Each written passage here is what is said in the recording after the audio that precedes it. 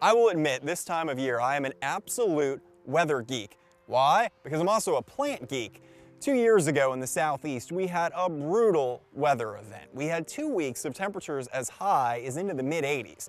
Then that was followed in the first week of April by temperatures as low as into the teens. Now, those 2 weeks of early spring made all of the ornamental plants fully leafed out, like this Acer palmatum atropurpureum, which is fun to say, next to me, and then fruit crops had entire blossoms lost because of that freeze, so entire year worth of fruit production was lost for many fruit orchards. Now, this time of year, what can we do about it? Well, we don't have much control over the weather, but I'm going to try to give you a few tips where hopefully we won't have to use them, but just in case. Okay, now follow me over here. The first thing we should do is sort of get some definition out of here. When should I panic? Well, this tree next to me, which is a peach tree by the way, is just starting to leaf out if you check this out. You'll see a little bit of greening, the leaves, a little bit of bud swell, and where the flower will eventually be, where that pink blossom is getting ready to open up. Now, we've been pretty warm the last couple of days here in the state of Tennessee. If this continues for another day or two, which it might, then you might see this blossom start to totally unfurl. And if that's the case, when temperatures start to get down close to freezing, 32 degrees Fahrenheit and under, it could be in trouble to lose some blossoms. Now, if it stays the way it is, or just starts to open slightly more, but not unfurl all the way, it should still be protected. And if you lose some blossoms, it's not a total loss. But if the blossom entirely opens up like you see here, that's when we're in trouble. So now, you've seen some of the signs, now what do we do about it? Isn't it really all about mulch in the garden? It is. So how is mulch going to help us? Well, the first thing that most of us know about is going and getting the sheets from the attic, covering up the trees and the shrubs, and that will protect the foliar layer and is a good idea. Now, the problem being, if you have really tall trees, or you're like me and you have hundreds of plants, this can sound a little bit easier than it really is. So we need to look at protecting another part of the plant as well as the leaves and the flowers. That's the root zone. That's where the mulch is going to come in. Typically you want to mulch your plants and leave a little reservoir around there so that way the mulch doesn't get right on the trunk and invite any kind of fungal diseases or insect damage.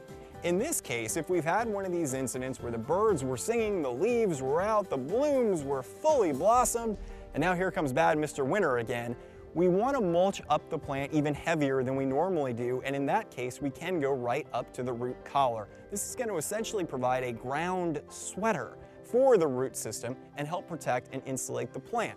You can also water that root zone. Here's why. A dry soil can actually drop to lower temperatures than a moist soil. So a little bit of extra water will actually keep the soil temperature slightly warmer than the air temperature. And the other important thing, soil temperatures decrease or increase in temperature much more at a moderate rate than air temperatures. So that's an important thing. And by the way, don't ever put plastic or anything like that wrapped around a tree. You can do cloth, not the plastic thing. That will essentially microwave the plant once the sun comes out. And you also should remove the cloth as soon as temperatures go back above freezing. So ultimately, of course, there's not a lot we can do about the weather. We can pay attention to it. If an event like this starts to happen, we can prepare for it. We can do mulch, we can cover with sheets, we can do a little. Outside of that, we're pretty much up to the mercy of Mother Nature. Now, if we take these steps at home, our plants might have a chance to survive. So what do large-scale places do, like fruit orchards? Well, they have overhead sprinkler systems they set to a mist that constantly goes throughout those early morning coldest temperatures. Now, even in that case, that doesn't always work, but at least that extra water on top of the blossom might help insulate the plant from the extreme cold in the air. Now, for us at home, that might not be an easy thing to do, although if you have a lot of plants and a lot of money invested, something to think about. The other thing you can do is go out and rent kerosene heaters that heat up the area around your plants, but again, it's not the most practical solution. So ultimately, what can we do? A little bit of mulching, a little bit of watering, and a little bit of sheet covering, and ultimately we just try to hope that our plants make it through the best that they can. By the way, Picea sitchensis pappus, fun to say, Pinus sembra nana, also fun to say.